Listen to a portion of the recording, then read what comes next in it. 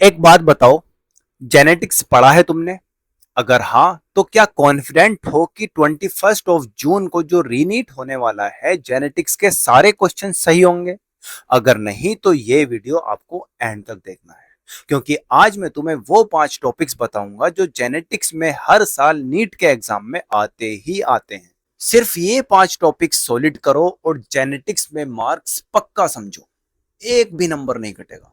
Genetics, पहले ये समझते हैं आखिर जेनेटिक्स इतना इंपॉर्टेंट क्यों है। नीट में बायोलॉजी के 180 मार्क्स होते हैं। अकेले जेनेटिक्स से हर साल 15 से 20 क्वेश्चंस आते ही आते हैं। मतलब सिर्फ ये एक चैप्टर पूरे बायोलॉजी का 10% है। अगर जेनेटिक्स आपकी स्ट्रॉन्ग है तो बायोलॉजी स्ट्रॉन्ग है, और अगर बायोलॉजी स्ट्रॉन्ग है तो नीट स्ट्रॉन्ग हो ही जाएगी। तो जेनेटिक्स पे टाइम को इन्वेस्ट करना सबसे स्मार्ट डिसीजन है। अगले 15 दिन ये पॉसिबल है, मैं बताऊंगा कैसे। देखिए, सबसे पहला जो इंपॉर्टेंट टॉपिक है वो है टॉपिक नंबर 1। क्या है सबसे पहला टॉपिक? मेंडल के लॉज। मेंडल के लॉज, कौन कौन से लॉज होते हैं? सभी के सभी जानते हैं। इसके मेन 3 लॉज हैं। सबसे पहला डोमिनेंस। क्या है? डोमिनेंस। दूसरा टॉपिक क्या है? सेग्रीगेशन। सेग्रीगेशन। तीसरा टॉपिक क्या है? Independent assortment. Independent assortment. सिर्फ आपको डेफिनेशन नहीं, क्रॉस करना भी सीखना है। मोनो हाइब्रिड क्या होता है, डाई हाइब्रिड क्रॉस क्या होता है। ये क्रॉस अगर आप जानते हो, हाथ से बना सकते हो, तो 4 से 5 क्वेश्चन आपके पक्के हैं। मैं तुम्हें एक रियल लाइफ एग्जांपल बताता हूं। आपकी मम्मी की आंखें ब्राउन है, पापा की ब्लैक, आपकी क्या होंगी? ये मेंडल का लॉ ही डिसाइड करता है। Topic number 2, chromosomal theory. Chromosomal theory. Chromosomal theory of inheritance. ये टॉपिक से 2 से 3 क्वेश्चंस गारंटीड हर साल आते हैं। हर साल 2 से 3 क्वेश्चंस इसके अंदर से आते ही आते हैं। Topic number 3, DNA and replication. DNA and replication, ये तीसरा टॉपिक है।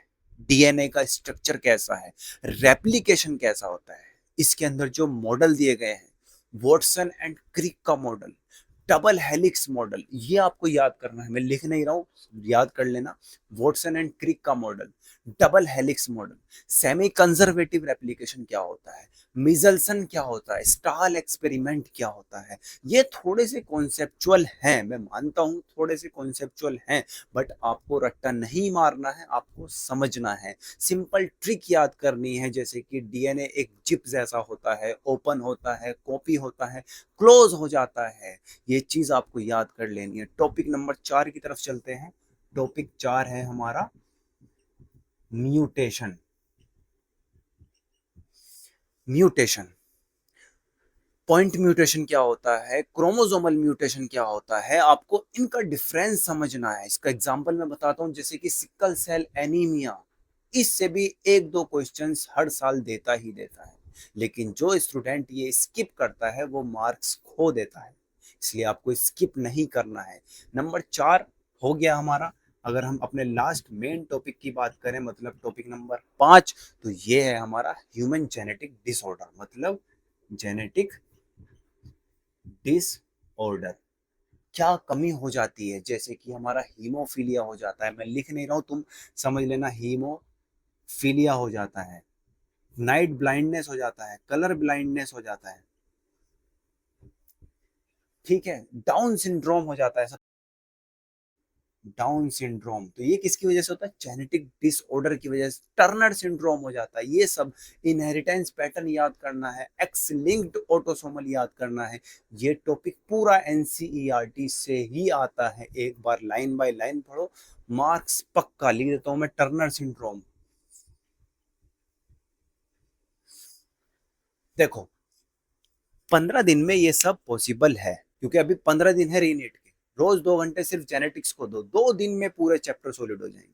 बाकी दिन बाकी चैप्टर्स के लिए ये प्लान को आप फॉलो करो, और 21 जून को जेनेटिक्स में फुल नंबर लेकर आओ।